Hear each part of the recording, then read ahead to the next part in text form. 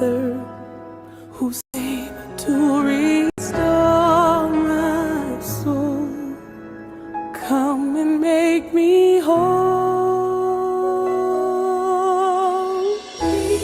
Breathe on me, power of God, and change me. You are all I need. Holy Spirit, breathe on me.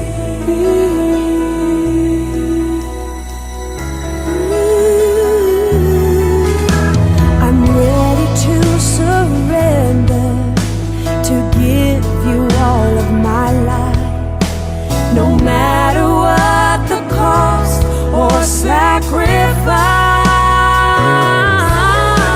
Reveal to me your calling, cleanse me from my prideful ways.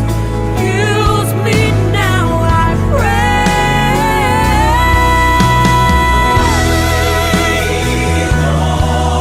Breathe on me, power of God, need you to change me. All I need, Holy Spirit, breathe on me.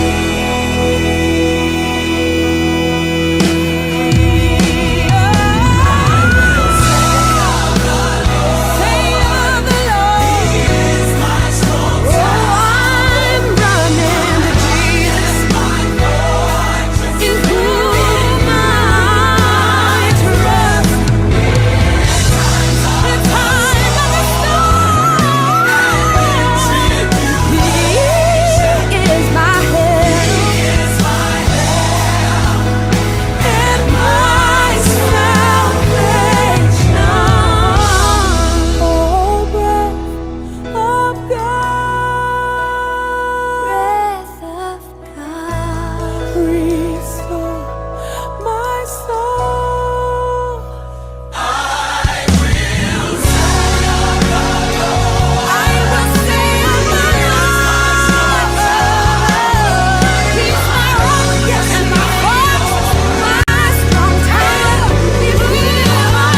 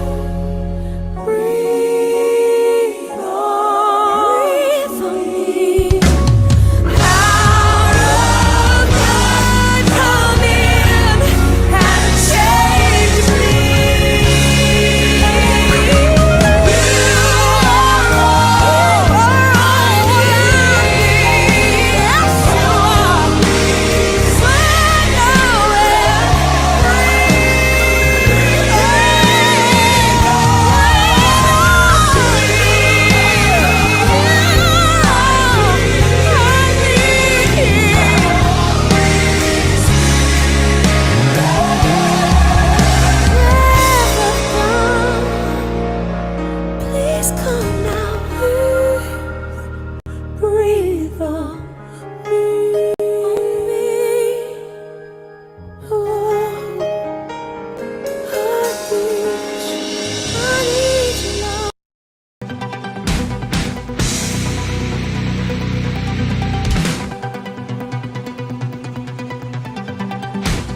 The Morning Fix live radio show will begin shortly.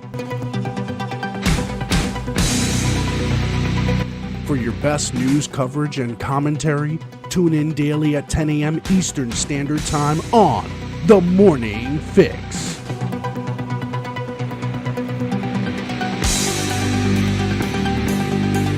The Morning Fix live radio show will begin shortly.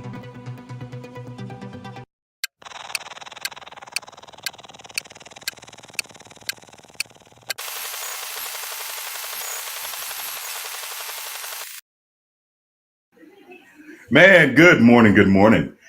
I know it's going to sound stupid, but am I the only person who like starts to nod their head whenever the clock comes on? Like, I don't know, maybe it's me. Anyway, welcome to Simply Sundays on the Morning Fix. I'm your host, Mr. Full Service. It is Sunday, October the 23rd, and I'm just trying to figure out, where did the month of October go? October's almost over.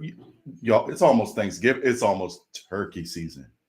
And how I figured out it's finally fall is because we had a chili festival this weekend that we did attend, and we didn't win, but we'll get to those details later. But we'll talk about it. We'll just say white privilege was in full display. No,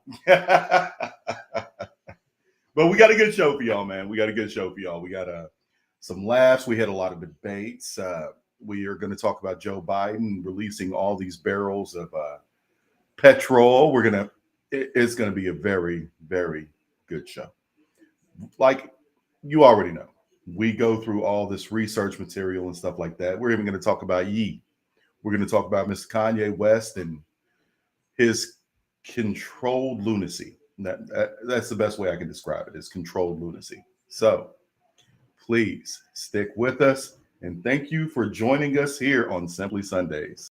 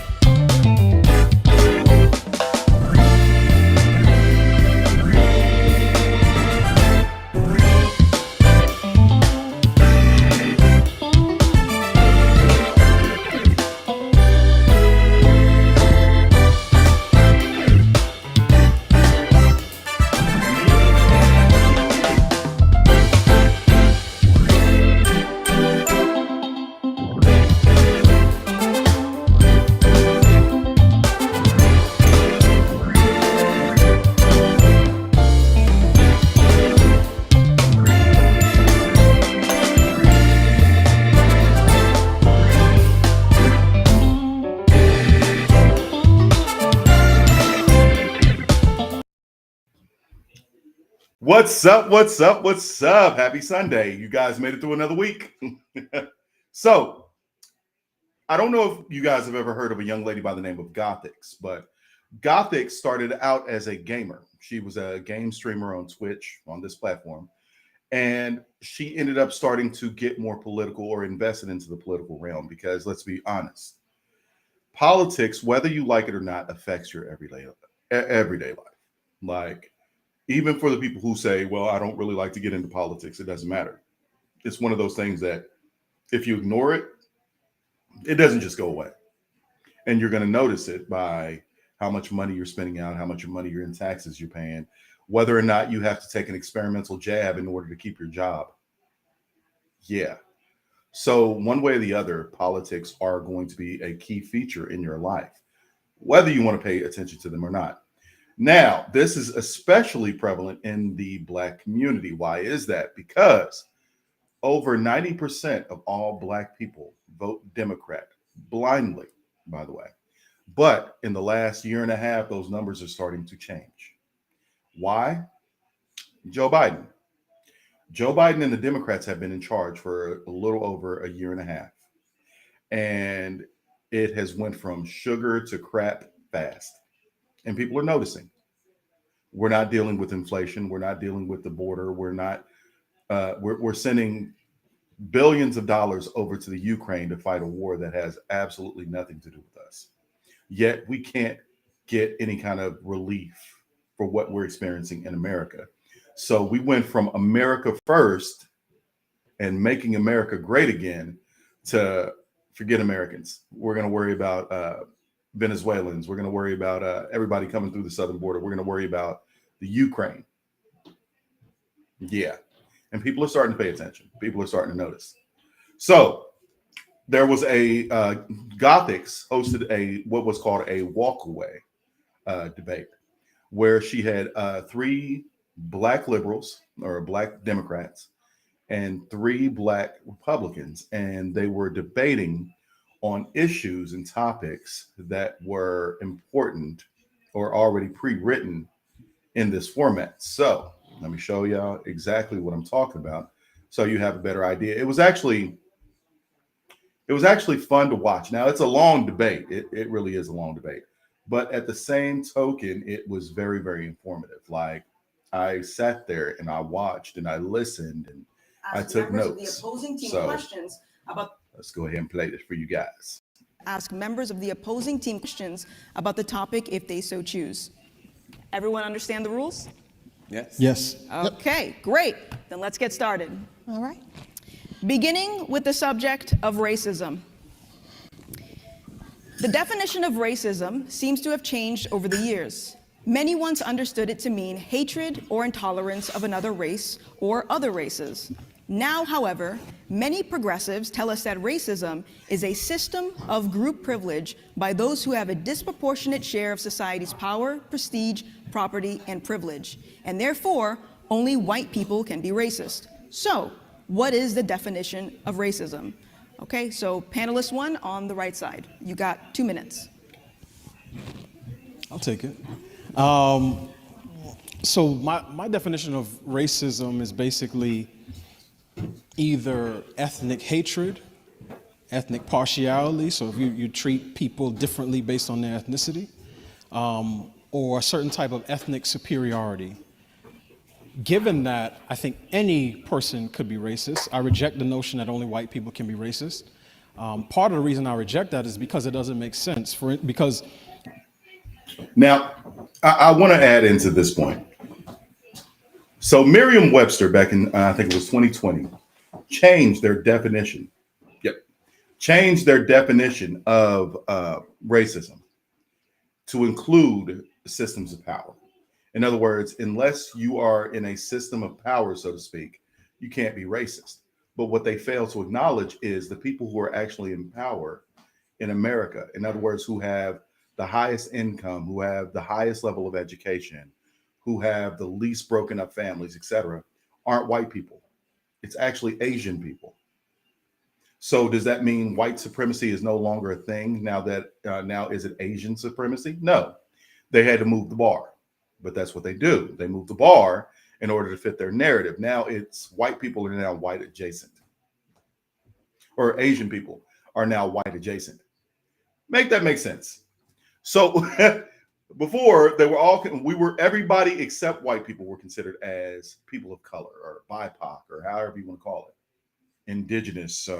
You have your minority communities, but now because Asian people are doing so much better than white people, they're now white adjacent. And then it went to the Latino community. It went up to the Latino community. Now, if you are like Cuban or anything like that who happens to vote Republican, you were considered white adjacent. Say, look, Brian, I'm brown adjacent. That's what I mean. It's just foolishness. You're moving the bar in order to fit your narrative because, of course, now there is nothing on the books that protects white people or their income from anybody. So, yeah, hey, Brian, the lady who was in hey, that chick, awesome.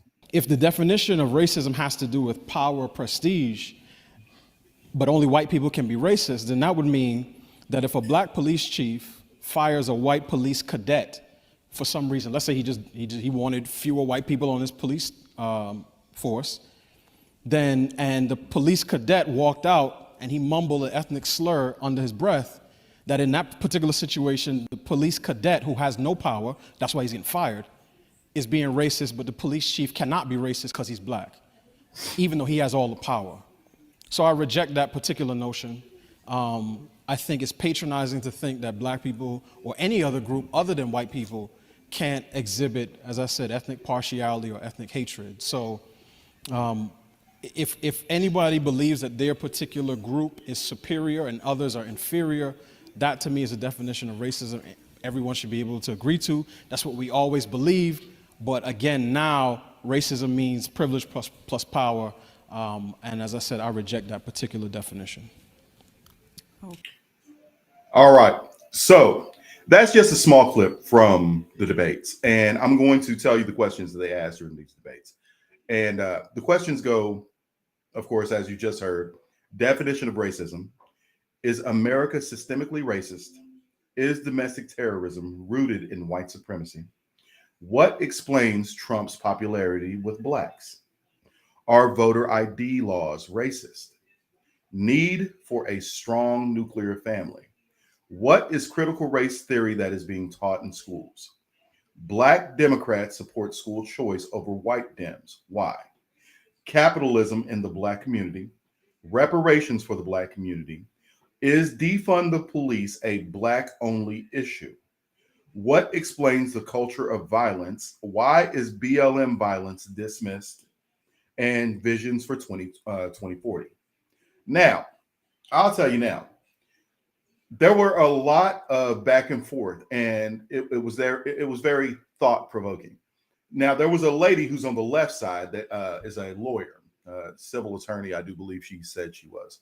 And this is the problem that I have with a lot of black liberals and black Democrats.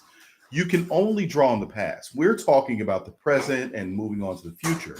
And you want to talk about 1857. Like when they asked about is America systemically racist? She brings up Dred Scott. And I think that she depended on a lot of people being ignorant to what Dred Scott was. Now, see, I'm very familiar with the case of Dred Scott. So Dred Scott was 1857. I think it's Dred Scott versus Sanford. And what it was saying is that black people, the Constitution was not written by for black people, and the Supreme Court upheld that. Believe it or not, and she pointed to this as an example of systemic racism. The problem with that argument is this. This was 1857. And believe it or not, Dred Scott and the ruling was one of the reasons or the kickoffs for the Civil War. In other words, there were plenty of people in America that did not agree with the Supreme Court's decision, and they were willing to take up arms for it. They did not want black people to be second-class citizens that did not have any constitutional rights. So how is that systemic racism? And I'll tell you now, I'm one of those people. I do not believe in systemic racism. I know, controversial. But I do believe in systemic oppression. I do. I believe in systemic oppression. Anybody who does any kind of research or anything like that, you have to come up to a reasonable conclusion that there are systems in place to oppress American people, but it's not based on race. That's the issue. I think that's the difference. I do not believe in systemic racism. I believe in systemic classism. I don't believe that the systems in place are holding back black people and minorities. I believe that it is holding back poor people. Even when it comes to the legal system, if you cannot afford a good lawyer, if you depend on a public pretender, you're more than likely not going to get a fair shake in the court of law. Because let's be real, a public defender has so many cases on their docket that they're not really going to be able to put in that one-on-one time with you. Not to mention, there is a correlation between poverty and crime. There's a correlation between poverty and crime. It's almost become a culture. So I don't see it as a black culture issue. I see it as a poor culture issue. It is a poor mentality in America. But then, of course, they want to talk about the policing and things like that. But whenever that happens, nobody wants to have a fair conversation about crime in the impoverished communities. You don't want to talk about the fact that poor black youth are committing more robberies and murder than their white counterparts. So that right there hurts your flipping argument when it comes to systemic racism.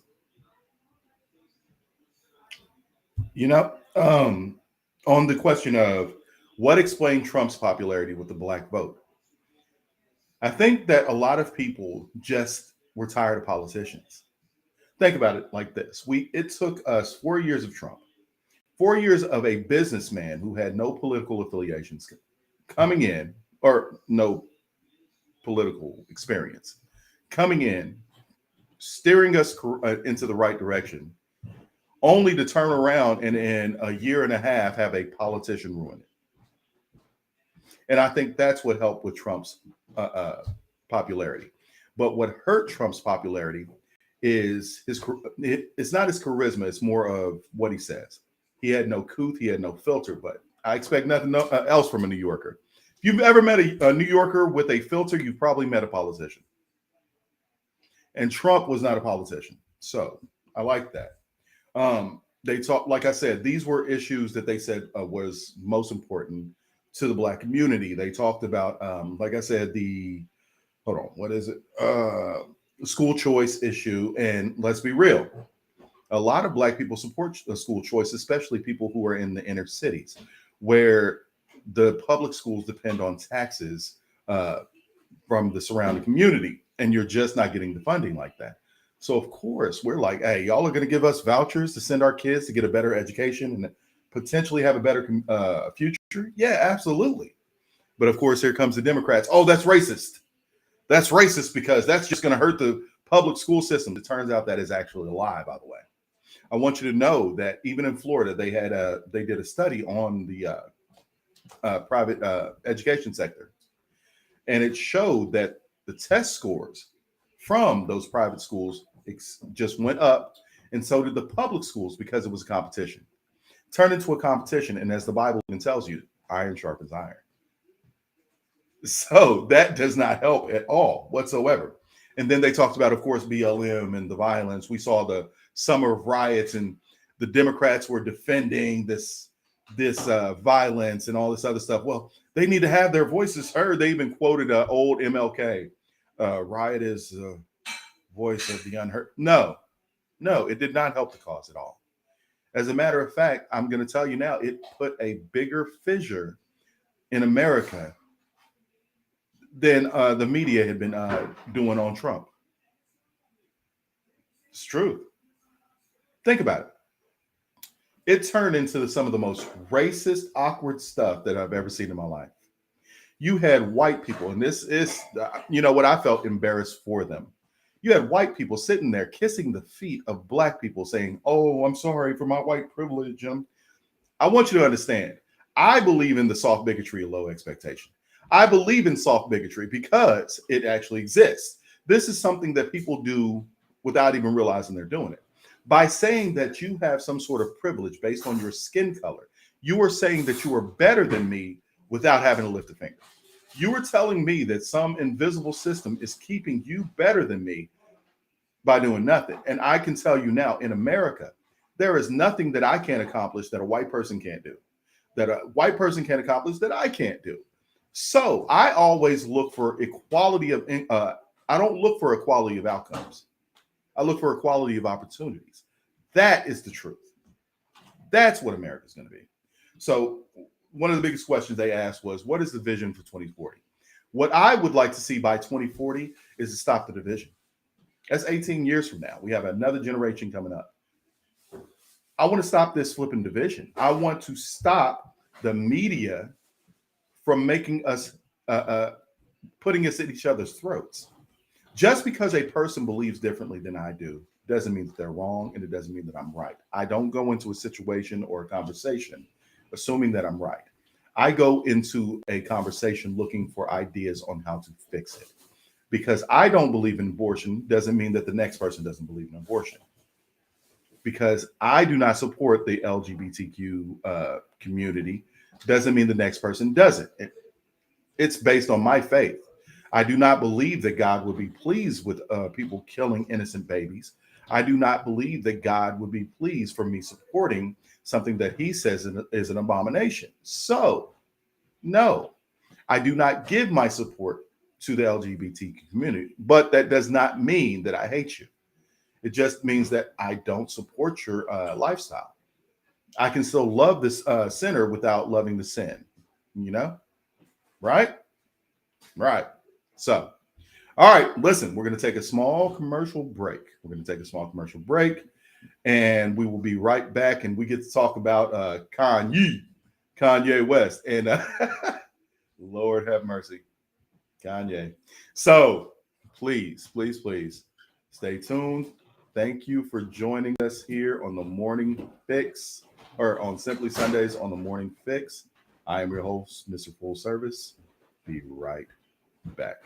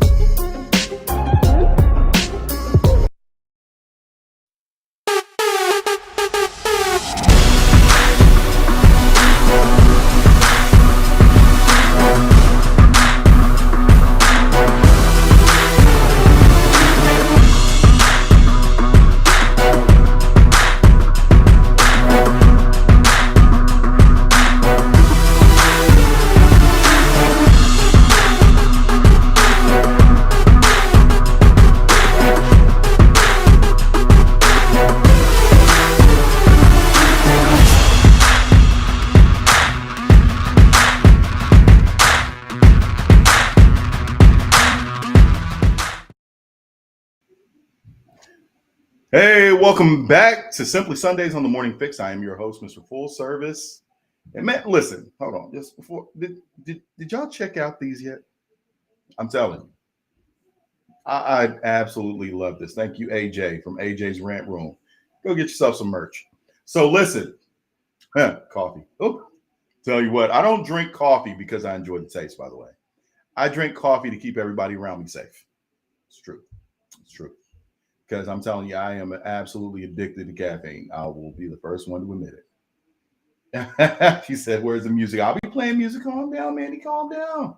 I got this. I got this." Listen, so we're going to get into Kanye, or Ye, as he likes to be called now. Now, Kanye West has been the center of a lot of controversy for years, and he will say things that trigger people. And of course, he has been diagnosed as bipolar and things like that. We've seen his meltdowns.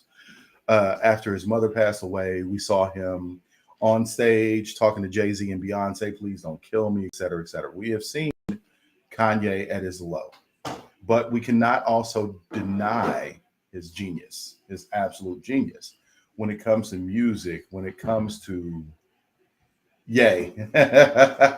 Kanye, my fault. Ye, not Ye. Or is it Ye? I don't know.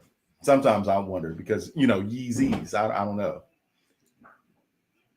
Here nor there. But a few months ago, is it Ye? Ye. So a few months ago, he made a comment about slavery. And what he was saying was, of course, is 400 years of slavery seems like more of a choice. In other words, you know what? I'm going to let him speak for himself. How about that? You hear about slavery for 400 years. For 400 years, that sounds like a choice. Like, you was there for 400 years and it's all of y'all? It's like we're mentally in prison. I like the word prison because slavery goes too direct to the idea of blacks. It's like slavery, Holocaust Jews, slavery is blacks. So that right there, of course, the media would like to clip it and they would just like to say slavery was a choice, is all he said. But as you can see, that he goes into a further explanation about, he's talking about mentally. What he's saying is there was all these slaves at a slave house. You had just a few slave masters and things like that. Why didn't you revolt? Why didn't you sit there and kill your masters? If there's 100 slaves on a plantation and you have 3 slavers, you have the master and his slave hands, why didn't you kill them? Why didn't you kill them and fight for your freedom? You have 100 to 3. He said that sounds more like a choice. Now, I think it was worded poorly. I will say it like that. But at the same time, I could also understand what he was saying. I do. I understand what he meant by what he was saying because he went into further context about what he was actually saying. But of course, like I said, liberal media and things like that, they want to take off and they want to clip it to make it sound as if this man has lost his mind. Mostly because they know that Kanye West was also a Trump supporter. I won't call Kanye West as conservative because I don't really know his political views, but I do know that he supported Donald Trump. So that makes him a Trump supporter. And let's be real. If you are a Trump supporter in 2020 or 2022 or anything like that, you are ops. You are the enemy. You are opposition. Because let's be real, they do not want Trump to run again. The left and a lot of people on the right don't want Trump to run again. And Joe Biden, of course, just announced that he will be trying to run in 2024. And somebody said something, and it actually made perfect sense. If you beat your opponent by millions of votes, supposedly, allegedly. Yeah, that's a subject for another day. But anyway, if you beat your opponent by millions of votes, why wouldn't you want them to run against you again? That is the way a logical brain would go. Shoot, I beat you once, shoot, by millions of votes. Oh my gosh, I'll blow you out of the water this time, right? But no, that's not how it's been working. So then recently with Kanye or Ye or whatever you want to call him. Yes, the background noise tells you everybody is up. So he wore a controversial shirt with Candace Owens that says White Lives Matter. Now, people absolutely lost their minds over this. White lives, really, Kanye? White Lives Matter? That is a slap in the face of Black Lives Matter. Well, yeah, duh. That's what it was for. Because he does not believe in Black Lives Matter. He doesn't believe in the organization. He doesn't believe in the movement, which is one and the same, whether people want to acknowledge that or not. So, because of his shirt, like I said, people lost their minds, but I'll let him speak for himself. So you said that your father said when he saw the shirt, White Lives Matter, it's great to see a black man stating the obvious. So by which I think you meant that's obviously true. Yeah, that's my favorite response because I kept on thinking like, people, they're looking for an explanation and people say, well, as an artist, you don't have to give an explanation, but as a leader, you do. Yes, I think that's right. So the answer to why I wrote White Lives Matter on a shirt is because they do. It's the obvious thing. Yeah. That was a simplified answer. Why did I put White Lives Matter on a t-shirt? Well, because they do. You want us to acknowledge the fact that Black Lives Matter. That's fine. People acknowledge the fact that, yes, Black Lives Matter. Just like you need to acknowledge the fact that also white lives matter. Asian lives matter. Hispanic lives matter. American lives matter. Police lives matter. Just so you know, we acknowledge that lives matter because life is a sacred thing. It is. Life is a sacred thing that is a gift given to you by God Almighty. So yeah, life matters. Now, will I say that all life matters to me personally? Absolutely not. Because I can tell you now, I don't give two craps. I don't give two craps for pedophiles. I don't give two craps about the lives of wife beaters and abusers and things like that. So I can't sit here and lie and be like, oh, all lives matter to me. No, they do not. But at the same token, I can acknowledge it as a generalization. Life matters. You know what I'm saying?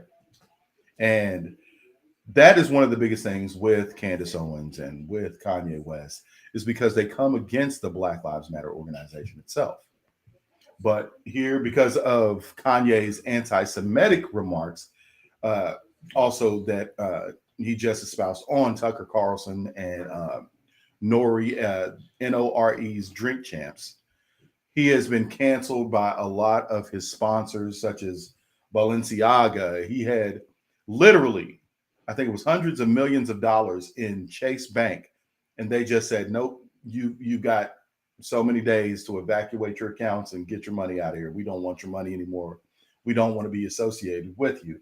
And it was all because of the anti-Semitic remarks that he made. I'm sorry, y'all just saw me chuckle a little bit. Mandy just came tiptoeing out of the room. Yeah, it's time. Everybody's getting ready for church, so you might hear a little bit of background noise. I apologize for that, but it's a household. So yeah, y'all are gonna have to get over yourselves. Thank you very much. With that breaking news So let me tonight. show you exactly what Kanye West said that has inflamed people so much. We begin with that breaking news tonight. COVID-19 vaccines have finally been approved for children under the age of 5. CDC Director Rochelle Walensky says the goal is to start administering the shots within the next week. CBS 2's Michael George has. That is the wrong video. Sorry. She labeled the wrong. Sorry, Mandy. Mandy, that was a wrong video that you labeled Kanye West. That's all right. You know what? Forget it. I can't figure out which one it is. So what Kanye West said was, he did a tweet, Twitter. He made a tweet. Functioning home, how strange. He made a tweet about, what was it, if I remember correctly? I'm going DEFCON 3 on Jewish people after, of course, the banks, the media, and things like this were trying to challenge him. And he was talking about the fact that the Jews actually control most of the banks, most of the money, most of the real estate, most of the media outlets.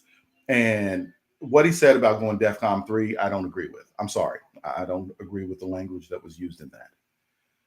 So, but I'm not here to apologize for Kanye West. Kanye West is a grown man. He's going to have to apologize for himself. And he did.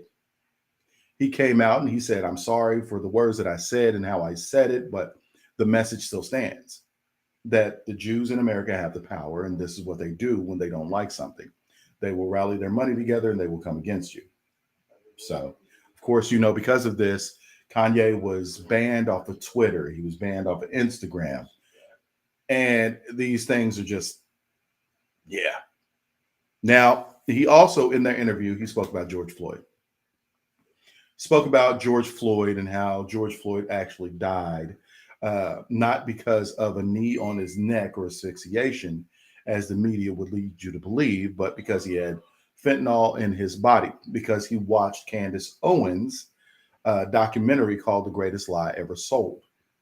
If you have not seen it, it is still streaming on the Daily Wire. It is very informative. You definitely need to watch. And what he was talking about was in the documentary, they were showing that they had to make people believe that Derek Chauvin had his knee on the neck for 9 minutes. Turns out it wasn't true. Not only did the chief of police who was testifying for the prosecution have to say that, yes, it appears that the knee is on his shoulder and not his neck. But the defense expert, or the force of use expert that the prosecution brought forward also had to admit that, yeah, it appears that his knee is on the shoulder, not his neck, which leads you to believe that now this really was not asphyxiation, but because it had been so ingrained in people's memory and thoughts that all they could see from that point was asphyxiation, knee on the neck. He died of asphyxiation when it was many contributing factors, such as an enlarged heart, the fentanyl that he ingested, excited delirium. He had COVID a few weeks prior. There were so many contributing factors that you can't just point to be like, well, it was asphyxiation, because guess what? There was actually no medical signs of asphyxiation. Plus, there is more than one type of asphyxiation. You can asphyxiate because of drugs. You can asphyxiate because of position. You can asphyxiate because of course, having your windpipe cut off. But just because you label this as asphyxiation doesn't mean because it was his windpipe shut off. It's not what it is. So Kanye West made a reference to this. And of course, now George Floyd's family wants to come back and sue the man for $250 million. I want you to think about this.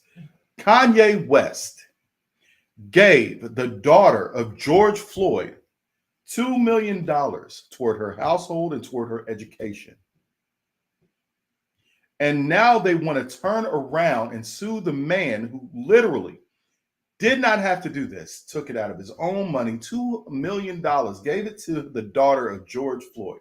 He may not have agreed with George Floyd in his life or anything like that, but all of us can come to a reasonable conclusion that we do not believe that anybody should have to die. Now, I may not agree with you that Derek Chauvin murdered George Floyd, but that doesn't mean that I wanted George Floyd to die. So Kanye West takes $2 million, gives it to the family. They turn around and actually sue the man for $250 million. At this point, it's not even about justice. It's about greed. It's about greed. You're absolutely right. What's so crazy to me is in this documentary, Candace Owens is talking to the roommates of George Floyd. And she's even telling you that, guess what? His family did not come to see this man. He lived there for 4 years. They did not come over there once to come see him. They still haven't even been over there to pick his things up. So tell me again how much you love your family member that you lost. No, you're getting wealthy off of his death. You're doing the same thing that the BLM organization did. You were getting paid off of his death. And it's sick. And this is just another continuation of that. That's it. This is just another continuation of that. Now, that's my opinion on the whole subject. So, all right, y'all, we're going to take a small break. Thank you for joining us on Simply Sundays on the Morning Fix. I am your host, Mr. Full Service, and we will be right back. All right. Hold on. I'm going to play this funny video for you guys. Ready? Right there. Here it goes.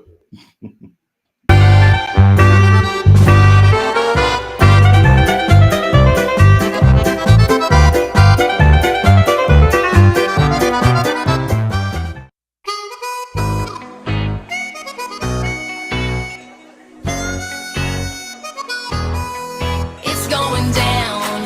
I'm yelling timber. You better move. You better dance. Let's make a night you won't remember.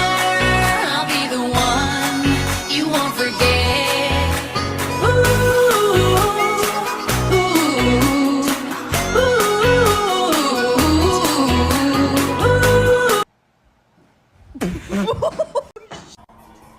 You got no.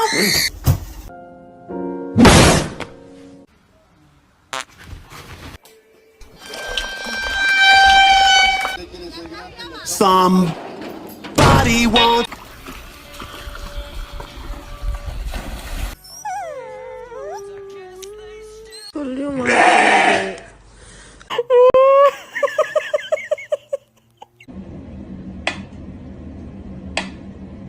Oh, it's a kitty cat. Oh.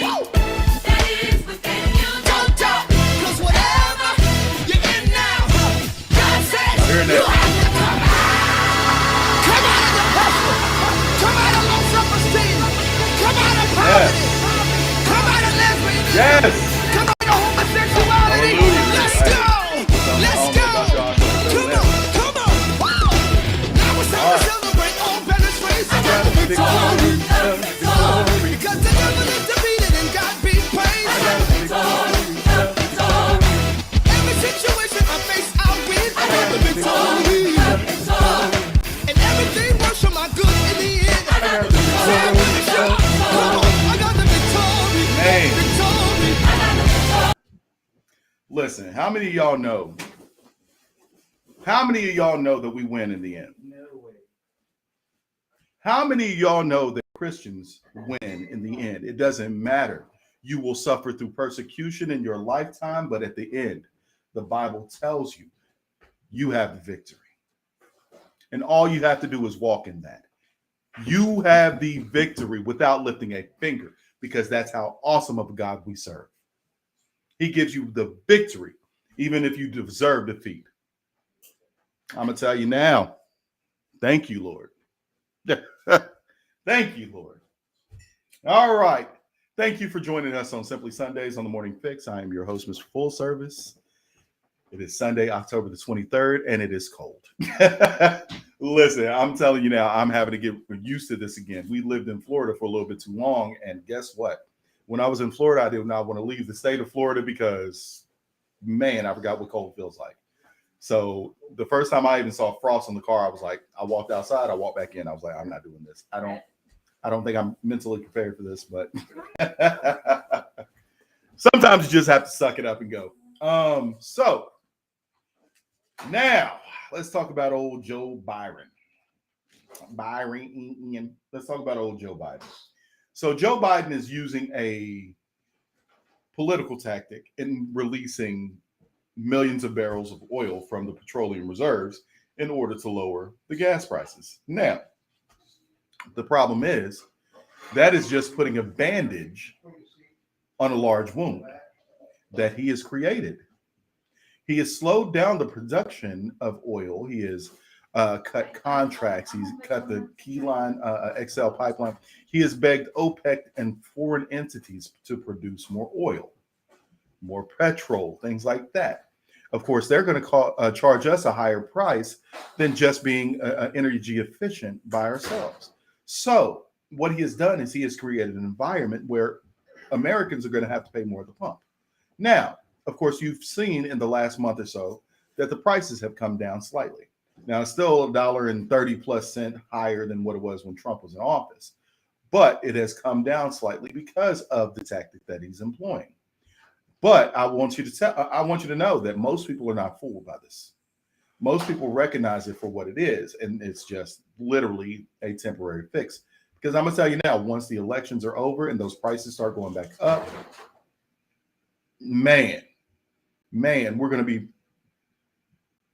beat up at the pump again. But check this out. We begin with that breaking news tonight. COVID-19 vaccines have finally been approved for children under the age of 5. That's the wrong one. It is labeled wrong. Man, you labeled 2 of these. No, I'm not going to do that. No. Sorry about that. There it is. Bam. There we go. President Biden is bleeding the Strategic Petroleum Reserve dry as the administration will announce the sale of an additional 15 million barrels. The move a reversal from what the White House told our own Edward Lawrence just 2 weeks ago. Watch. Is there any conversations about releasing more oil from the Strategic Petroleum Reserve? How's the president going to keep the supply up? So we're not considering new releases from the Strategic Petroleum Reserve beyond the 180 million. The White House now bragging about lower prices less than 3 weeks before the midterms as prices at the pump creep back toward $4 a gallon, now at $3.85 for a gallon of gas. Every month, the typical 2-driver family saves about $100 to $120 at the pump compared to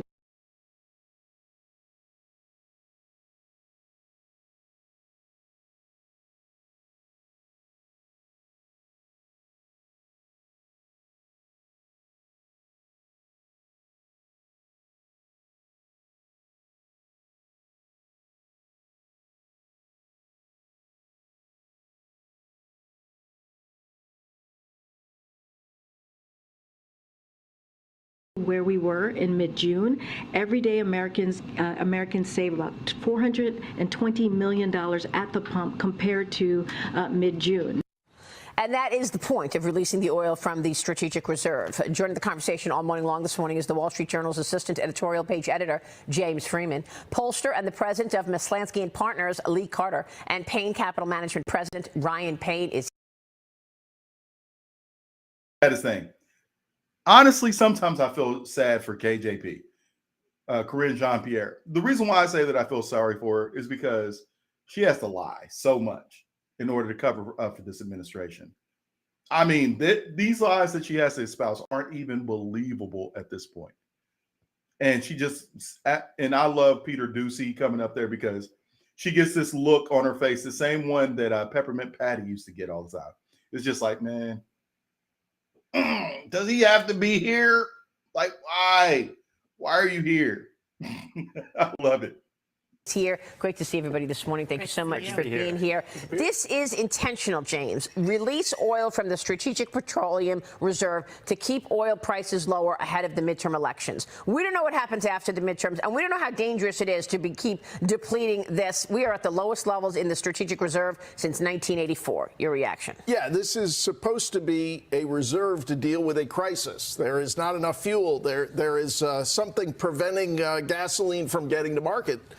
This is another. Well, let me answer your question. Shannon, I can tell you exactly what the issue is, and I can answer his question too. That'd be the administration selling our oil reserves over to China, selling our oil reserves over to the Middle East, depleting our own reserves.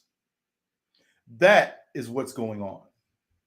Another purely political effort. The press secretary probably didn't know this was coming because they got a new poll saying inflation is still the top concern and therefore sell down more of the reserve. So it is not part of a strategy to drive up production. This isn't saying we're going to release more and then next month new supplies will come online. It's just let's get past the election. It's so irresponsible, not what this was created for, and I don't think voters are going to buy it either. Yeah, and I thought the editorial this morning, Biden's top 2023 priority, abortion.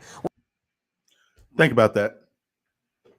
Think about that. What's funny is there was a Pew Research poll that was just talked about. They talked about the things that are most important to elections.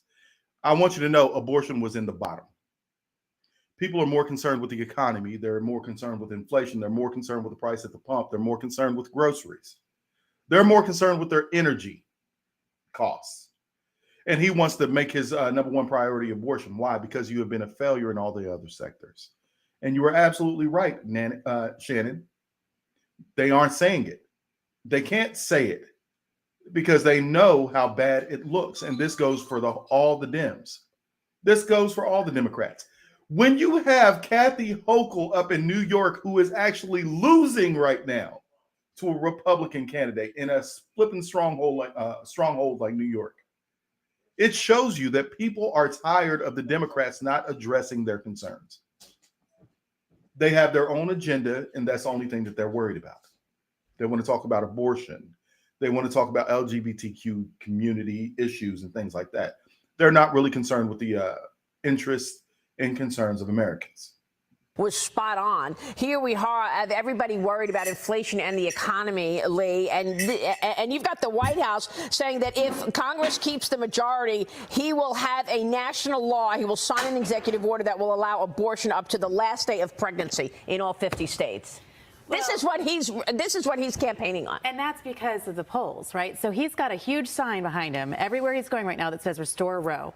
And what he's counting on is there's 65% of women out there who are saying that they would make Roe versus Wade one of their primary voting issues. And so in many of these states where really it's not an issue, he's trying to make it an issue. And these issues in these states where it's too close to call, he's trying to say, I'm going to tip women over. But it's not working. When you look at some of the polls, you're still seeing women are breaking Republican. And it's surprising because it's not usually what we're seeing.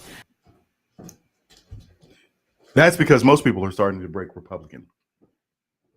That's true. Most people are starting to actually lean more right. Why? Because like I just said, the Democrats are not actually talking about issues that are concerning the American people. It's true. They want to talk about other issues. My dog's going off. I apologize.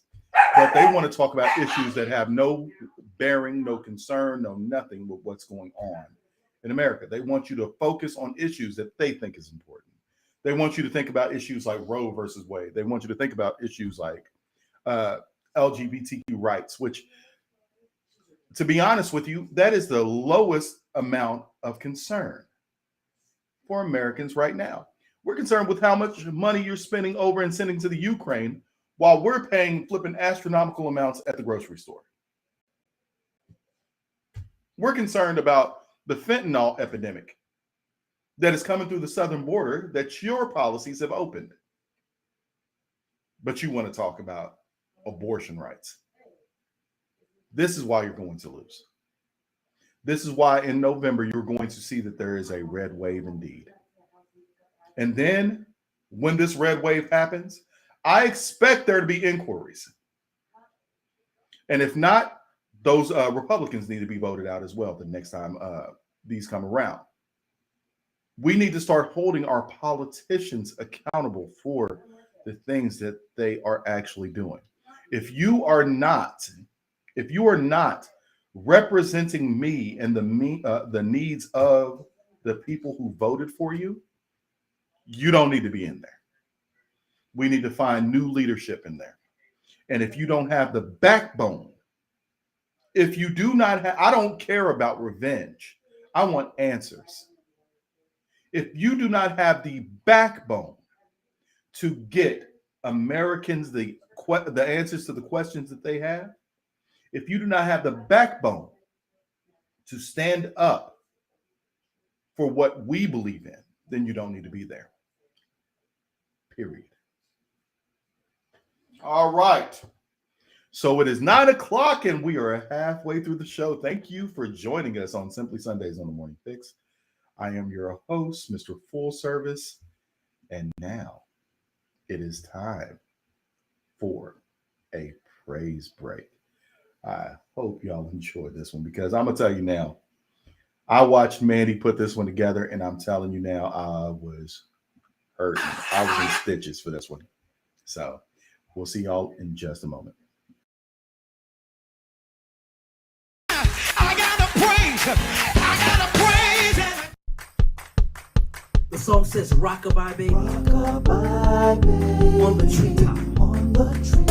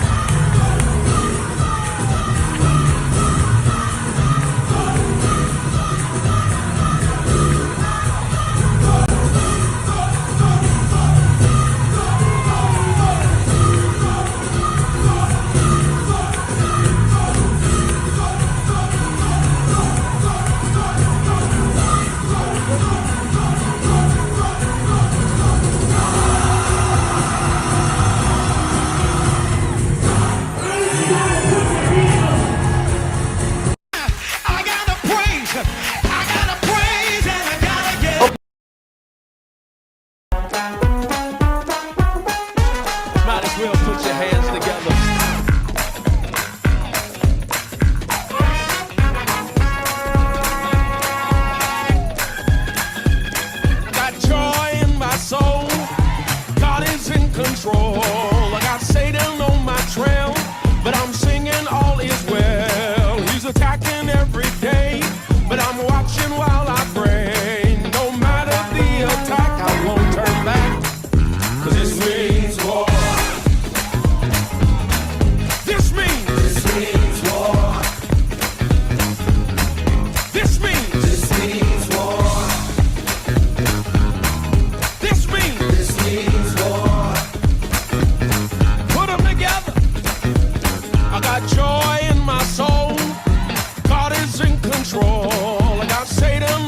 trail, but I'm singing all is well. He's attacking every day, but I'm watching while I pray. No matter the attack, I won't turn back.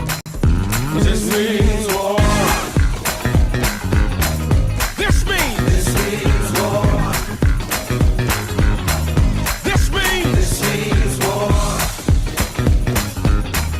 This means war. I bleed the blood. I bleed the blood. There's power in the blood. I bleed the blood. Healing in the blood. I bleed the blood. Power in the blood. I bleed the blood. I've been in the storm and the rain, but the blood still stays the same. Whatever's going wrong, my war clothes are on. I might be in a daze, but you can't have my praise. No matter the attack, I won't turn back. 'Cause this means war. This means war. This means war. This means war. You can't have my family. You can't have my increase. You can't have my breakthrough. You can't have my, you can't have my, you can't, I bleed. I bleed the blood. There's power in the blood. I bleed the blood. It's a prayer of protection. I bleed the blood. It's a prayer of provision. I bleed the blood. This means war. There's power in your praise. This means war. Prayer changes things. This means war. You can't take this lying down. This means war.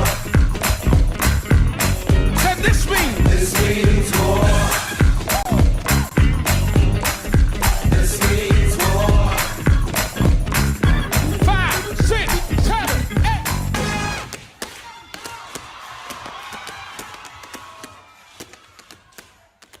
Amen. Amen. Amen. Amen. Amen. Welcome back to Simply Sundays on the Morning Fix. I am your host, Mr. Full Service, also known as Super Chocolate. No, that's not it. The cocoa butter runs through my veins. So let's finally play this video that I've been trying to play all morning, I guess. The CDC. So the CDC voted unanimously to include COVID vaccinations in your child's vaccination schedules for school. Now, what does that mean for you? What that means is, of course, in some certain states, they will actually be including the COVID vaccine in the mandatory vaccination schedule for your child to go to school. In other words, if your child doesn't get that COVID vaccination, they don't consider them fully vaccinated. In some instances, they will not be allowed to attend school. Now, most Republican governors have already pushed back against that. They've told you that it doesn't matter what the CDC ends up voting. They're not going to support that. And they're not going to put that into the regiment. They're not going to put that into the rotation. So basically, So let's go ahead and see. We begin with the that video. breaking news. Finally. We begin with that breaking news tonight. COVID-19 vaccines have finally been approved for children under the age of 5. CDC Director Rochelle Walensky says the goal is to start administering the shots within the next week. CBS 2's Michael George has reaction from parents. Coronavirus vaccines will soon be available for children under 5. We've taken a major step forward today. On Saturday, a CDC advisory committee voted unanimously to recommend the shots for infants as young as 6 months old. Now, I want you to pay attention for this reason alone. Pfizer actually came out when they were questioned by the World Health Organization and some overseas entities about the COVID vaccination and about, I know you guys remember this. If you don't get vaccinated, that means you don't get to be around your family because you're a super spreader, right? Turns out they never actually checked. They never checked the transmissibility of when you're vaccinated versus when you're unvaccinated. Turns out that most people who were against the vaccinations itself were right. Again, this has been like, I think we're like 20-0. But anyway, my girl Shannon on here sends me all this stuff. I do the research. She does the research. There's so many of us who've done the research. You are just as transmissible for COVID. If you catch COVID and you're unvaccinated, you are just as transmissible as those who are vaccinated. In other words, if you're vaccinated, you catch COVID, you're still spreading. You are a super spreader yourself. So all that nonsense about, oh, you don't care about grandma if you don't get vaccinated, it turned out to be bunk. Not to mention, they're trying to force this vaccination into children because they are saying that the vaccination, and that's how they get away with it. They say that the vaccination is safer than the disease. That's how they can label it as safe and effective. Safe and effective. But they don't want to actually talk about the after effects on children. This has all been coming out as we have progressed. I mean, the childhood myocarditis, the carditis, the sudden adult death syndrome, all these things are actually attributed to the COVID vaccine. Not to mention, children under the age of 17 have literally the lowest fatality rate. I mean, it is less than 1% of a percent.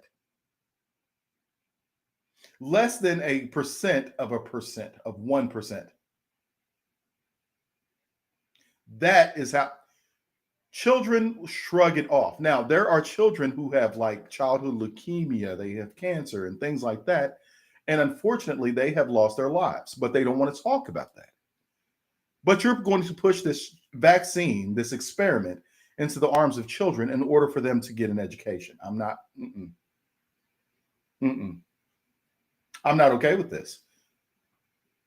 I'm not okay with this. And we can talk about the injury rate. We can talk about the injury. Nobody wants to talk about the injury rate for these children. They don't want to talk about all these flipping diseases that are coming back.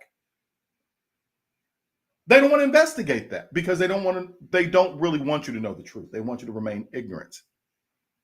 But I'm gonna tell you now, this is why I've lost platforms. This is why I've lost family members who don't want to talk about it, because I'm like, listen, if you choose to get the vaccine, you get the vaccine for yourself. You are not doing anybody else any favors.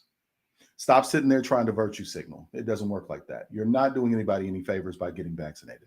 I'm sorry, you're doing yourself a favor. If that, you might be doing yourself a disservice. You don't know how you're going to react to the vaccine. Committee members said the protection offered by the vaccines outweighs its risks. We don't know everything that there is to be known about this. Yes, the data may change, but we have a bottom line here, which is that this infection kills children, and we have an opportunity to prevent that. An estimated 18 million babies, toddlers, and preschoolers are expected to become eligible. I feel comfortable in saying that that vaccinating will be a benefit, a net benefit. It's unclear how parents will respond to the news. In a recent survey, less than 20% of parents with young kids said they would have them vaccinated immediately. 38% plan. Think about that number. Think about that number. Only 18% of parents saying that they will have their child vaccinated immediately. That probably means, oh, you know what? We might not trust this thing. We don't trust the jab. We don't trust it. Guess what? There's a reason why. Plan to wait and see. 27% said they don't intend to get their children vaccinated at all. Yeah. We don't trust it. Why? Because we see what's been going on. We see athletes just dropping dead on the fields. But they don't want to talk about it. They've whipped Americans into a frenzy, an absolute fear frenzy, because it is easier to control people through fear than the truth. Think about that. It is easier to control people through fear than through the truth. If they told you the truth, that if you're under the age of 55, you have less than a 1% chance of mortality.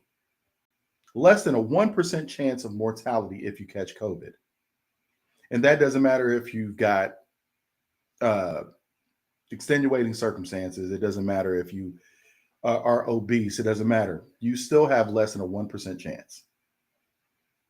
And if you get the jab, you still have less than a 1% chance, because we don't want to talk about Colin Powell. We don't want to talk about the fact that Colin Powell was fully vaccinated and still died of COVID. We don't want to talk about the people who are actually fully vaccinated that end up dying of COVID. But you will be quick to point out the fact that people who are unvaccinated who ended up dying of COVID. Did y'all know in Canada, in Europe, in China, in Japan, they started noticing that the COVID rate, death or mortality rate was rising for the vaccinated. And for the unvaccinated, it was lower. But of course, they try to explain it away like, oh, that's because now more people are vaccinated than. That wasn't it. Especially in America, because of the way that they actually qualify you as fully vaccinated. So say, for instance, you go in and you get your first shot. You were not considered vaccinated. You got to go get your second shot, and you have to be up to date on your boosters, and you've had to have them for, I think it was 2 weeks. It might be 2 to 4 weeks. And after you've had your updated shot for 2 to 4 weeks, then you're considered fully vaccinated. But people got sick in between that time, and they were passing away. And that's how they were qualifying. That's how they were saying that people were dying who were not vaccinated. It's deceptive. And Rachel Walensky from the CDC actually came out and said, yes, they were misrepresenting the data because they did not want to destroy the confidence in the vaccination. Just saying. Just saying. But you do not have to remain ignorant to the facts of it. You can do your research. You can find dissenting opinions because they're still out there. And it's sad that we have had we've had 2 years of COVID, and people are still so ignorant to it. I see people with surgical masks on all the time now. People with surgical masks underneath their nose. What? And they will still get mad at you for not having a mask on. And I'm just like, make that make sense to me. Like, really, what is your mask doing on your face, underneath your nose, and you're worried about me not having a mask on at all? Man, if you don't move with that stupid, I just can't. I don't have the patience for people like I did at the beginning of this. And I've been talking about the masking, and I've talked about the vaccines, and I've talked about the fact that the CDC, I've talked about Dr. Fauci, I've talked about gain of function research, and people still do not want to hear it. They do not, because of, let's be real, this is confirmation bias. Confirmation bias. And if you don't know what confirmation bias is when you get a piece of information and you cling on to it with dear life, even though there's evidence that actually contradicts what you've already learned. There's plenty of confirmation bias to go around, and people are actually showing it. Masks, for example. We've told people from the beginning, surgical masks and cloth masks are not what you think they are. They are not helping the way that you think they are. They are doing less for you and actually more harm, because you're creating a moist environment inside. You're basically breathing in your own carbon, which is not good for you. You've got this mask on for 8 to 10 hours. You're touching it and all this other stuff. You're doing nothing. You're doing nothing. You're putting it on your counters. You're putting it in your pocket. Yes, AJ, I said moist. Moist.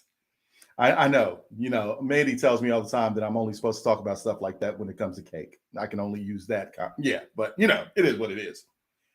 But even for the children, they showed you.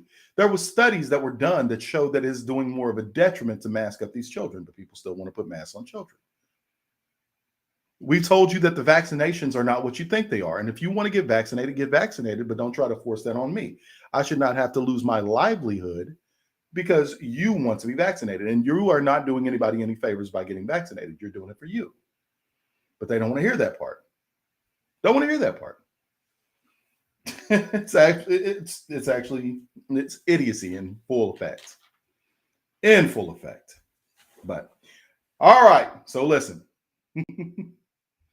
I know it, Mandy. I know I'm being good. I'm being good. It is Sundays. It is Sunday.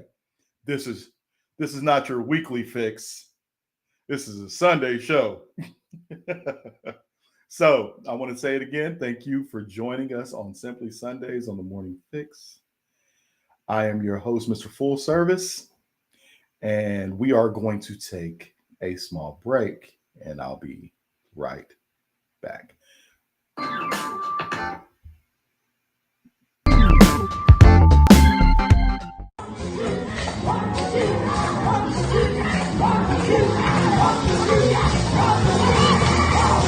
Oh, let's sing it again. Oh, the greatness of the Lord is inconceivable. Our land he owns his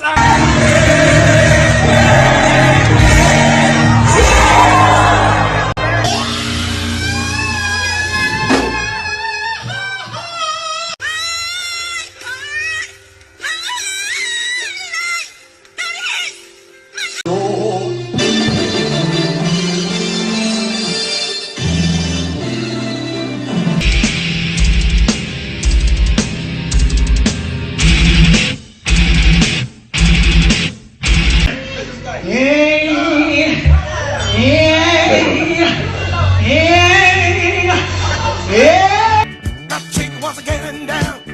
She wanted to bump some more. But I told her no. You done knocked me down once. You done knocked me down once. If you wanna dance. Without your consent, can I give you something that is here for a temporary? No weapon formed against me, no, shall prosper. Now, it won't work. He will do what he said he would do. He will stand by your side. He will come through. So don't be afraid of your enemy. He'll hold you through the day. You would just say how sweet the sound. Listen, y'all. Humpty Dumpty sat on the wall. Humpty Dumpty had a great big.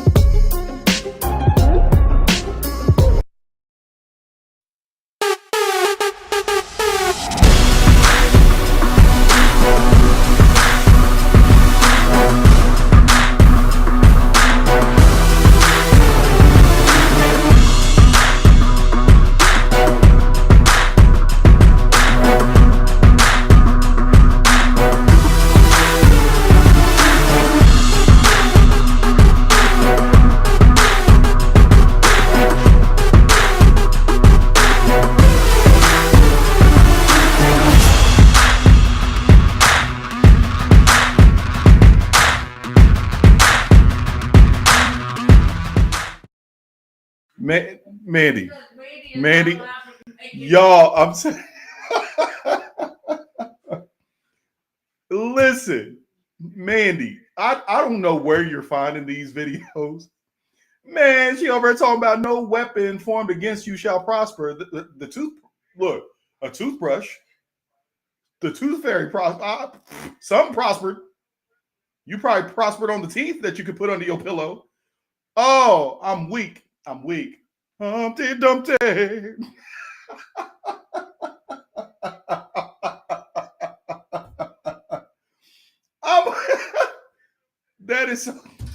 That's so dumb. Yeah. Yo. And the chick's in their headband. That wig just flying. I loved it. Mandy. I'm telling you, that's so Oh, let me get it picked together. Thank y'all for tuning in to Simply Sundays on the Morning Fix. I'm your host, Mr. Full Service.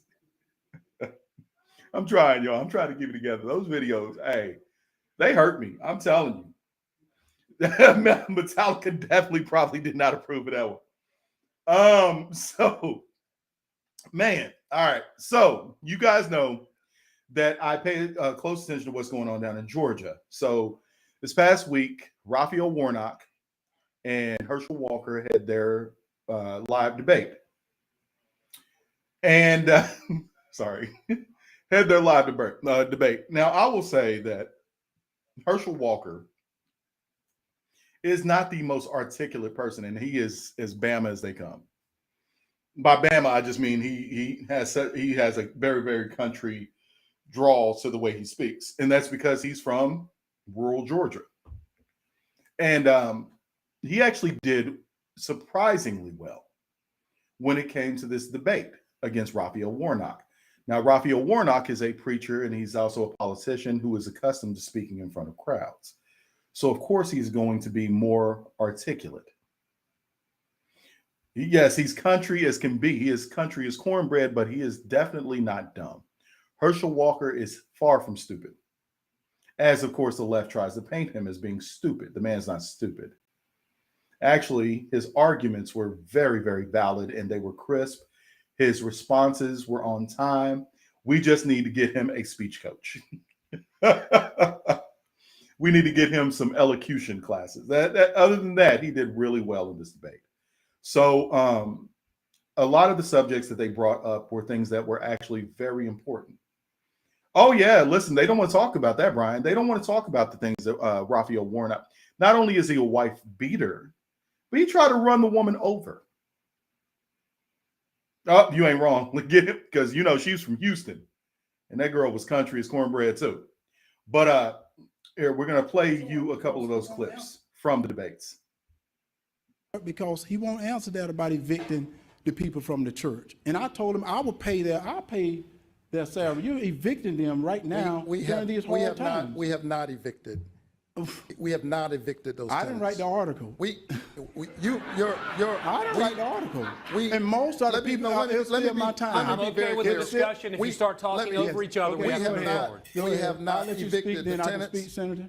And he should take that money and pay it back to the veterans that he exploited while pretending to run a not-for-profit. See, you can tell that he's not desperate, because if he had read what he's referring to is an article that came out about Raphael Warnock's church, and they have residential properties. In those properties, they started to evict people who fell behind on their rent because of inflation and other factors. And he's like, "Oh, that's not very Christian of you, now, is it? It's not very Christ-like, is it?" But then again, what do you expect?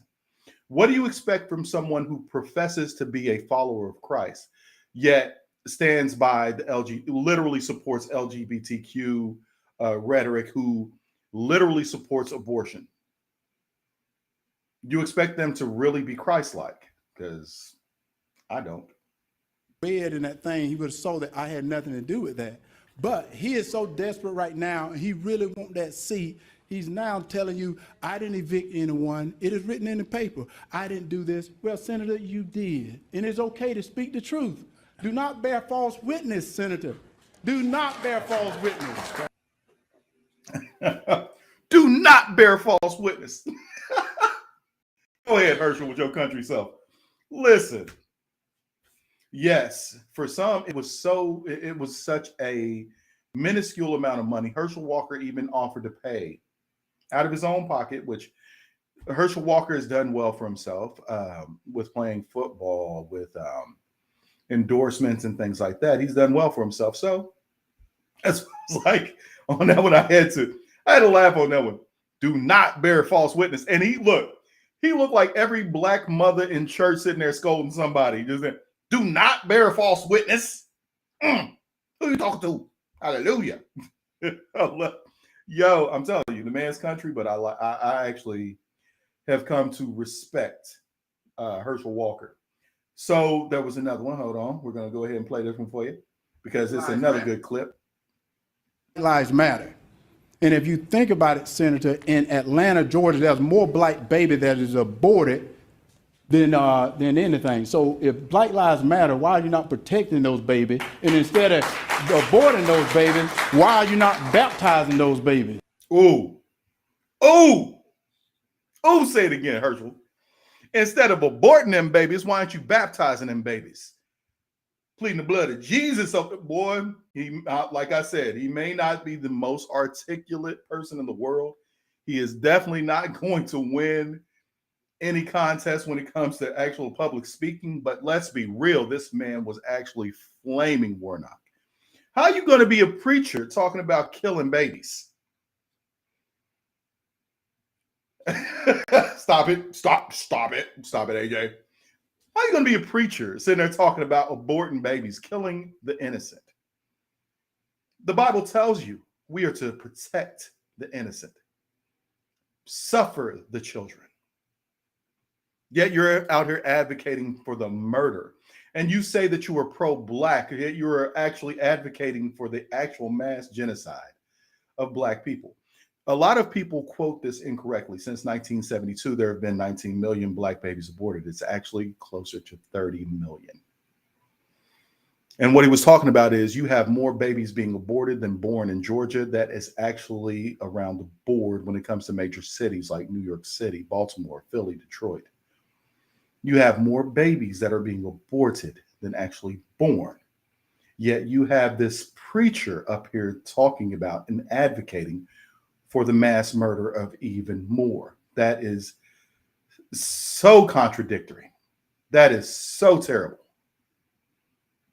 So, like I said, I think he did an absolute wonderful job. Here's another clip of Georgia have a clear choice. He says no exceptions, even in the case of rape, incest, or the life of the mother. I think that's extreme, is out of touch with Georgia, and I intend to do the work that senators can do. He didn't read the heartbeat bill, though. He didn't read the heartbeat bill. That there is exceptions for that in the heartbeat bill. So when he made a statement that is untrue, and I do respect that. This is where Herschel Walker. So Herschel Walker was a zero tolerance like kind of person when it comes to abortion. In other words, he doesn't care what the abortion's for. I don't think it should be done. Now, everybody can agree that medical abortions are a necessary thing. Like if the mother is going to die, if the child is going to die, if the child's birth would kill the mother, or vice versa, if the baby wasn't going to live anyway.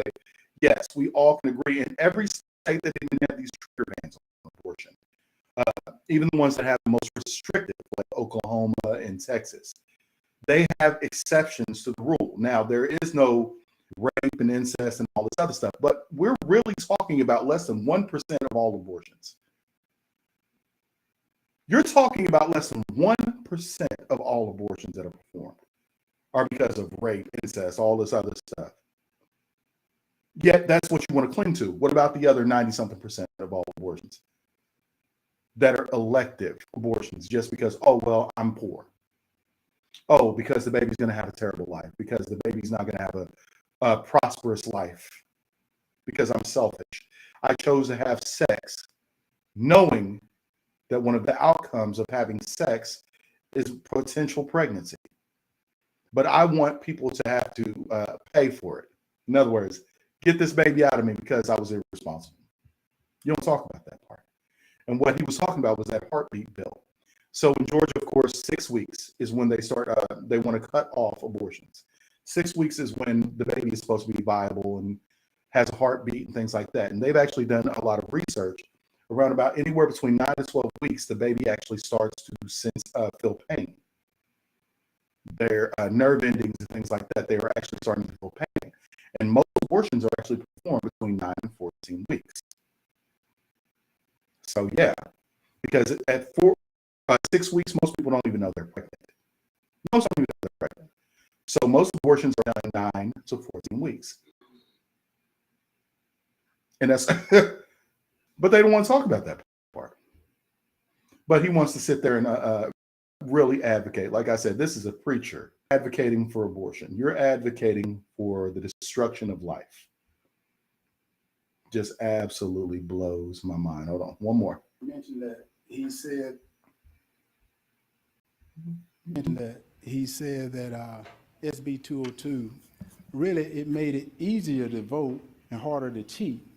And she mentioned that more people turned out for the primary. So you gotten good at in Washington not answering that question, because that was the question she asked you. And did President Biden win? That is the question. President Biden won, and Senator Warnock won.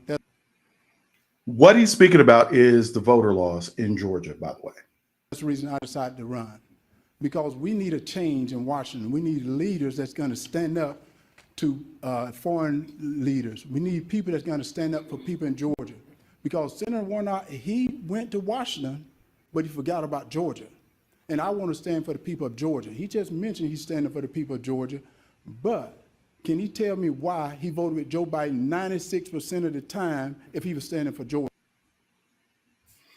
So what they're referencing to, like I said, is actually voter laws. So as you know, the left has said that voter ID and voter laws are racist, and they disproportionately affect the Black community.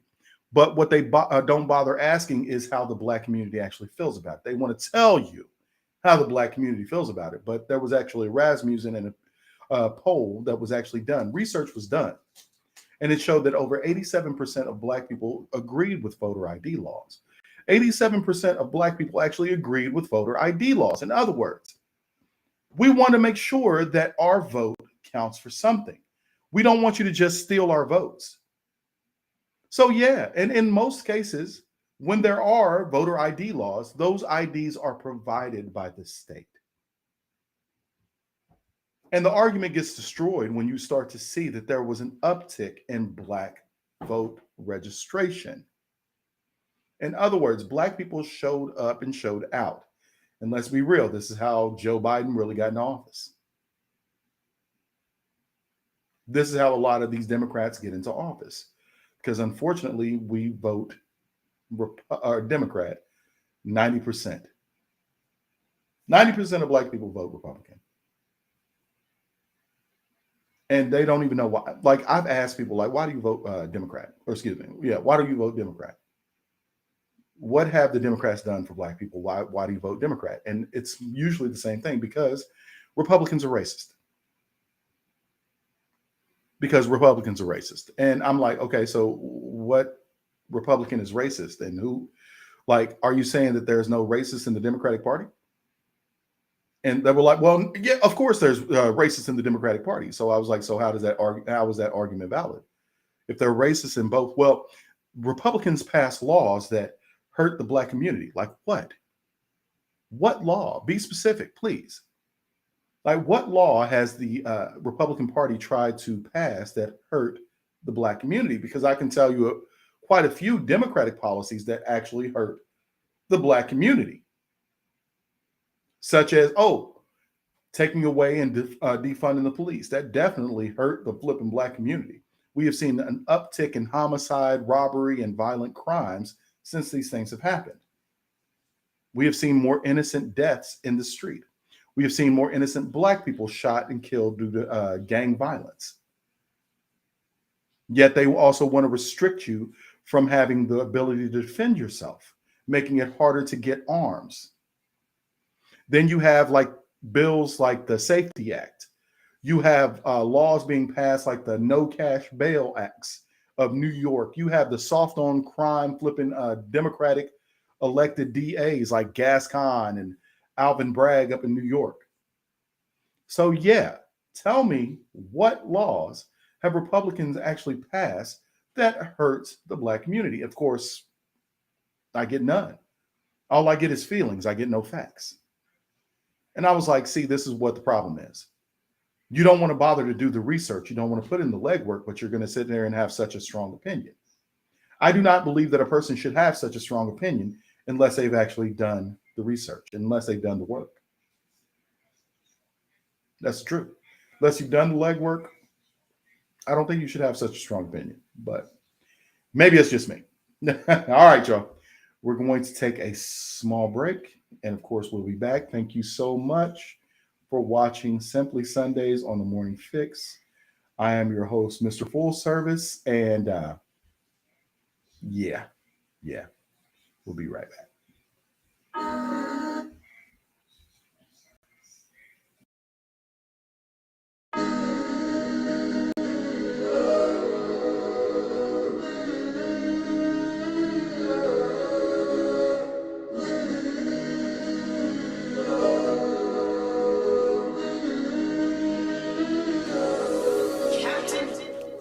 It gets so hard, just trying to figure it out, fighting down, trying to believe God, trying to watch the words in my mouth and stay on the ride. Trouble come and go, even on the mountain high or the valley low. Never let your faith go. Oh, never let your faith go. I've been there before, so confused, don't know which way to go. Stressed out, world so crazy, might as well stay in the house. Fear trying to rise up. Got terrorists disguised, they look like us, but we know who we trust. Trust when I say that we gon' be alright. Tell 'em, we gon' be alright. Tell 'em, we gon' be alright. Alright. Say we gon' be alright. Tell 'em, we gon' be alright. You say we gon' be alright.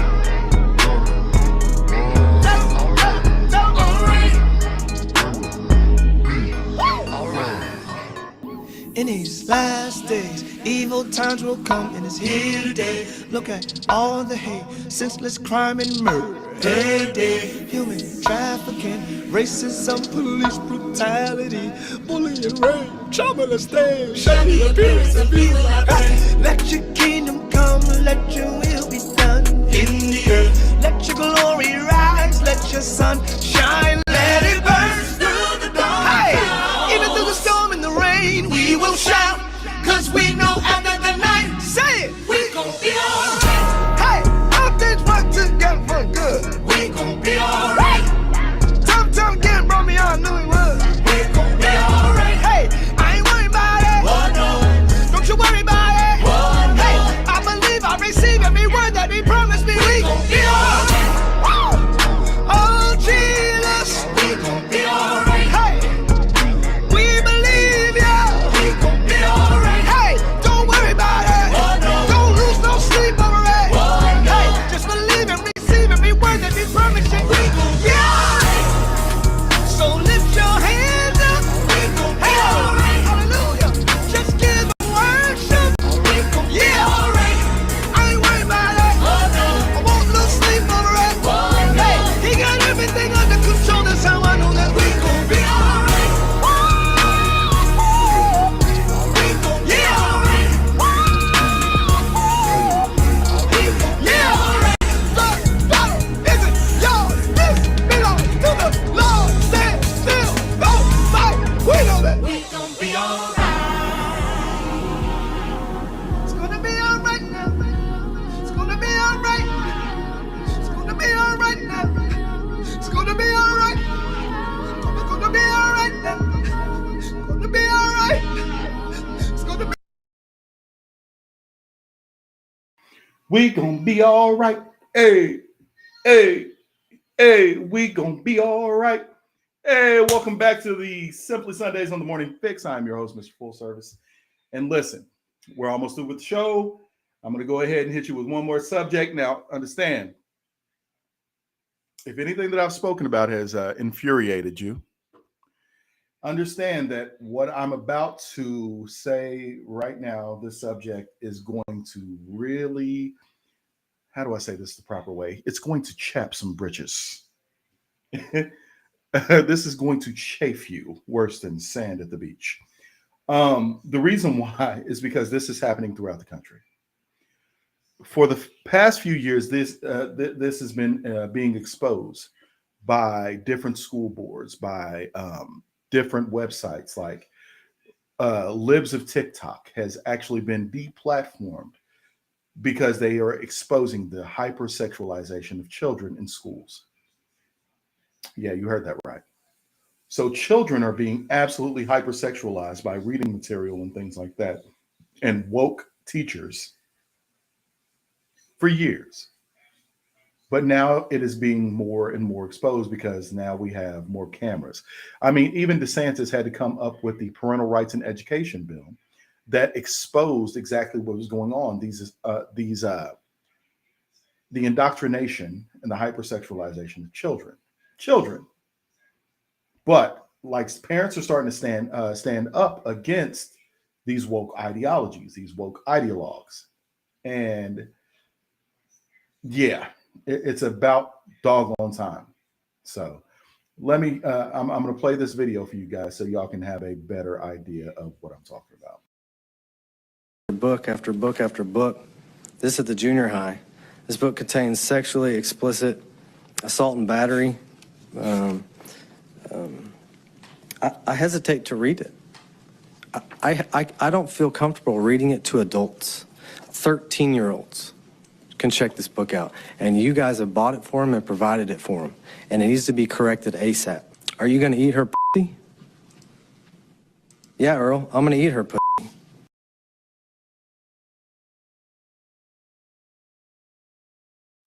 Do you even know how to eat pussy? No, not really. Papa Gaines never sat you down and said, son, one day you're going to have to eat the pussy. No, but he taught me how to eat a butthole. Yep. I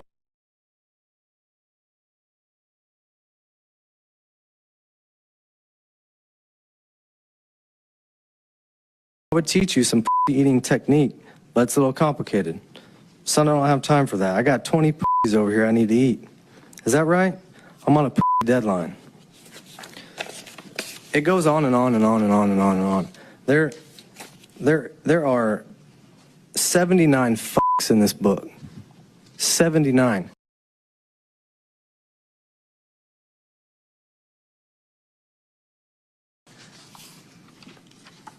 $51 shits, 11 dicks, 15 pussies, and 9 goddams, and the list goes on. And you guys need to fix it.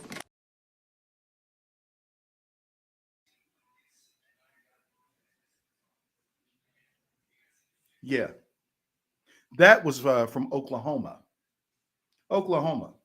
That's just one of many that are going around. Hold on. Oh, yeah. It gets worse. It gets worse. You know, as they always say, things get worse before it gets better. So, of course, we have to show you more, unfortunately. I'm sorry. Before my 2-minute start.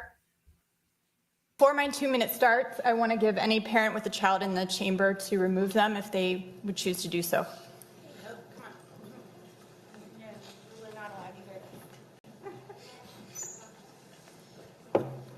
Alrighty, This Book is Gay by Juno Dawson was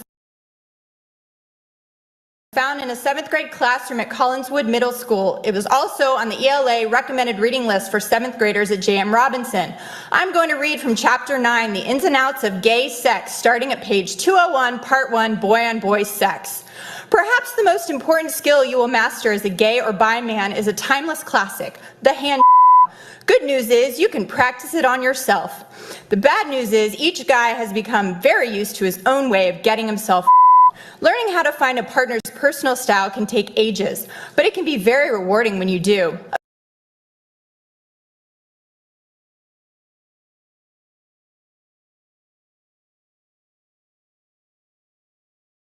A good hand is all about the wrist action. Rub the head of his back and forth with your hand. Try different speeds and pressures until he responds positively. A bad hand is grasping a and shaking it like a ketchup bottle. It's no wonder that 92% of CMS graduating seniors aren't college or career ready when you're instructing them on how to give blow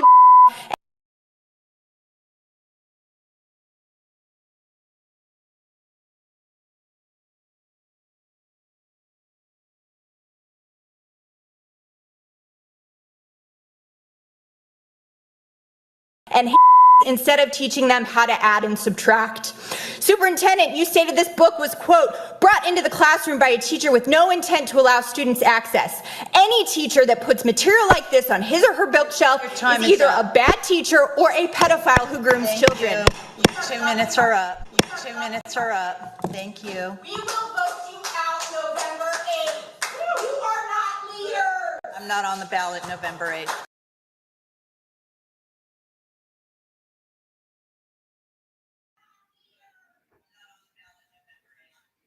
Yeah. Yeah. So these books have been circulating around different. There's books in Michigan. There's books in Oklahoma. There's books in Florida. There's books in Virginia. There's books all over the country of hypersexualizing these children. That book that she's actually reading from, This Book is Gay. This Book is Gay by Juno Dawson actually details anal sex, boy on boy sex, girl on girl sex, hand jobs, blow jobs. And this is what is actually been put on a recommended reading list to middle schoolers who are already going through hormone changes. There is a problem, and I'm so glad that it's being exposed. This is this is as sick as it comes.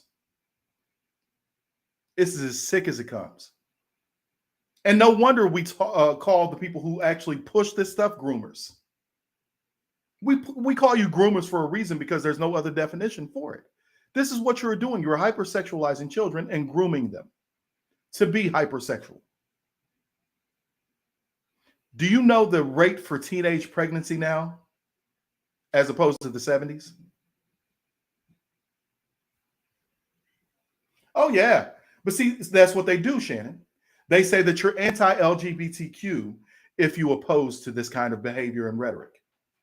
That's how they defend it. Mandy just came. Sorry. This is how they defend the things. Oh, if you come against this kind of thing, then you are absolutely against the gay community. Okay, if that means I'm against the gay community because I don't want children exposed to pornography, if I don't want my child to learn about hand jobs at 12 years old, okay, then that's what it'll be. I'm absolutely opposed. I am diametrically opposed. I know, big word like mayonnaise. I'll take that title and I will wear it like a badge of honor before I let you push that crap, that filth to children. Absolutely flipping crazy. So listen, this is why I tell people that you need to be involved in what your child is seeing, what is going on in their schools, what reading or what is on their reading list, et cetera, et cetera. So get these flipping demons out. All right. So I'm gonna show y'all something. We had a chili festival yesterday, and I made my white chicken chili, and I didn't win. And I'm going to tell you now, I absolutely feel slighted. I do. I feel slighted. I feel cheated. I didn't win. And the reason why I didn't win, according to the judges, is because I made white chicken chili as opposed to traditional chili. And it was hard for them to judge my chili to the other chilies because they were so different. The reason why, but I'm going to tell you no. I'm going to tell you now. Everybody ate the chili after the whole thing was done, right? After it was done. Guess who was the only one who came back with an empty crock pot? Yeah. Guess who was the only person whose crock pot was fully gone? They were fighting over getting my white chicken chili. The rest of them were still full. Oh, yeah. So I absolutely feel Slighted. I feel like I was cheated. White privilege in full effect. Right there. I saw it. I witnessed it with my own eyes.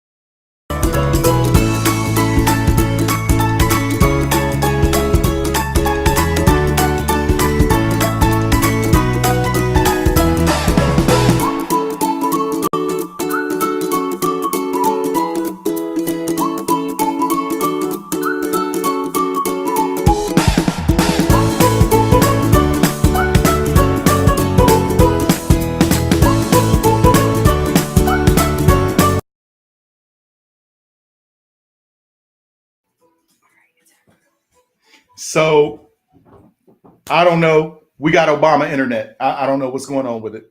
I'll be the first one to I don't know what's going on with the internet. I'm sorry. I apologize. I guess we'll have to get stronger internet hopefully in the near future. So that was the chili cook-off and fun festival. So of course we won the football game. I'm just saying, y'all saw the form, the booger flick. Yeah, the booger flick. And y'all saw the form on cornhole. I just want y'all to know, I'm a monster when it comes to cornhole. I take my corn. I don't know if I could say that. That sounds very suspect. I don't. To say I take my cornhole seriously, I don't believe that's going to come out the way that I want it to. So I'm just not going to say it. Let's just say I'm good. I'm good. We're going to call it bago. I don't know. We'll figure it out. But we ended up winning the football game. I lost in cornhole, which those boards were so slick. No shade to anybody else. But every time we would throw, they would just go off the back. They just go off the back. It is what it is.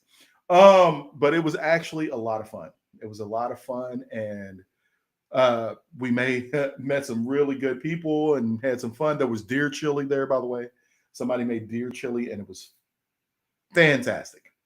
Fan-flippin-tastic. It was really good. So, nope, I did not. I'm telling you, I didn't win the chili. No. It sucked. Like I said, I feel gypped, feel cheated. Mine was the only one everybody ate and was fighting over, but I did not win. I call foul. I guess I'm going to have to start making regular chili from now on. But Who wants to do stuff like that? I know I don't. I don't want everybody's flipping regular chili. Just saying. I don't want no regular chili. That's how I feel, Keisha. I really want. But it is what it is. But all right, now that that's been gotten out of the way, it is time for Making Sunday Dinners Great Again. And I'd like to welcome you to my Nana's Table.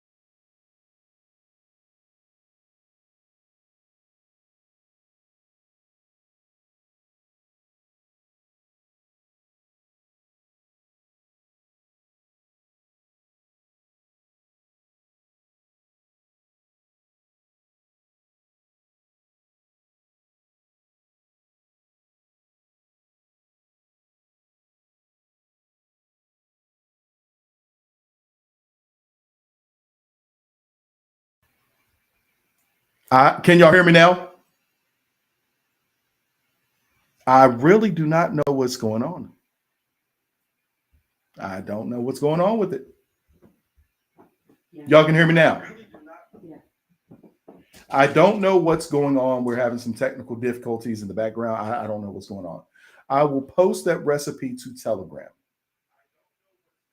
So that right there is cowboy casserole, and it is delicious and it's cheap. Yep, God is telling me it's time to go to church, which is true. It's 10:03 and the show is over. So thank y'all so much for joining us on Simply Sundays on the Morning Fix. I am your host, Mr. Full Service, and make sure you stay tuned Monday through Friday for the Morning Fix, 10 to 12 on Twitch, Facebook, and YouTube. Huh? And listen, to go out, I'm going to go out the same way we came in because I absolutely enjoyed that song. I love that song and it touched my spirit, and I wanted to actually touch yours as well. And this song was actually provided to us by Miss Inked herself, Miss Keisha. And it was the first time I'd heard it, and I'm telling you what, I absolutely loved it. So thank you so much. Thank you guys for joining us on Simply Sundays on the Morning Fix. As I said, I'm Mr. Full Service, and hopefully we'll see you next Sunday. All right.